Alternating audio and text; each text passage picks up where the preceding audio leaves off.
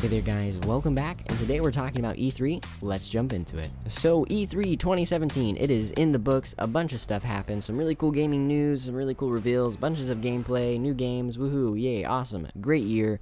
Some embarrassing things happened on stage with some people, teleprompters going out and all that fun stuff, but, it happens. It happens to you, and it's embarrassing because it's a live show. But nonetheless, we got some great content. So the two games I'm going to be talking about are Shadow of War and Star Wars Battlefront, the games that I cover on this channel. Mostly I cover Shadow of War, but nonetheless, really cool. We got some great content from both of them. So first off, Star Wars Battlefront turning a whole leaf. No more DLC. It is free DLC. You're getting maps and characters and seasons of themed content. So when Star Wars Episode 8 comes out, we get Finn and Captain Phasma and a new map. Woohoo, awesome. Everyone gets it.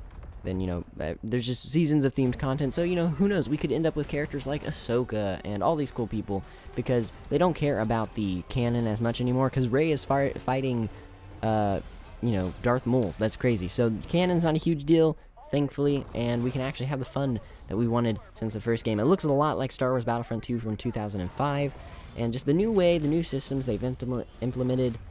I think I said that right. If I didn't, please don't kill me. But they've really fixed the game. They've turned it around, and it's become such an experience. It looks like it's become such an experience where it's a lot more fun, a lot more skill, a lot more depth. You have to aim down sights now to get more accurate.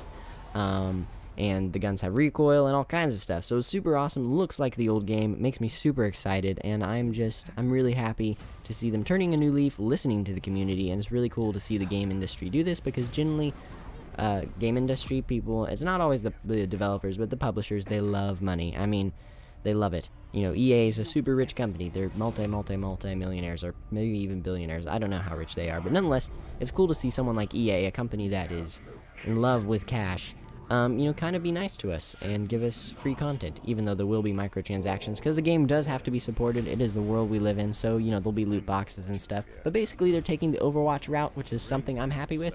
Go EA, good job. I am proud of you for turning a new leaf. Star Wars Battlefront looks awesome. So, let's talk about Shadow of War. So, Shadow of War, of course, is a game I cover on my channel. We got a bunch of gameplay walkthroughs, like literally every day. They did like 3 walkthroughs, and then they had like talking stage stuff on the E3 floor, and they would talk, and there's like orcs in makeup interacting with the crowd. Literally, it was probably some of the best crowd interaction and on-stage stuff that wasn't embarrassing. And they did a really good job, and it was just really cool to see them do just have fun. They really seem to be in love with their game. Of course, I do have a few concerns about the game if you watched my last video, but Shadow of War is something I'm still extremely hyped for. I just can't wait to play it. And I'm super excited. We saw some great content, even though it was the same fortress, which was kind of like, okay, come on guys, please show us something new.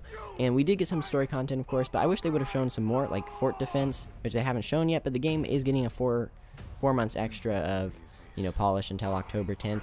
So hopefully everything they want to show us, everything that needs to be polished, will be polished by then. But nonetheless, really excited. We got to see some really cool interactions. There's this one orc interaction where this overlord thought you had put a spy in his camp when you didn't, and he killed his own orc and then threw him off the balcony. Super cool, super exciting to see just interactions like that, and just to see how the Nemesis system works. But yeah, I cannot wait. The thing that we didn't see as much as like spies and stories like with orcs that you had known a long time, because these were like pre-saves that they just would like I don't know how they did it, but there wasn't a lot of story behind the characters you were fighting with or fighting alongside or fighting against.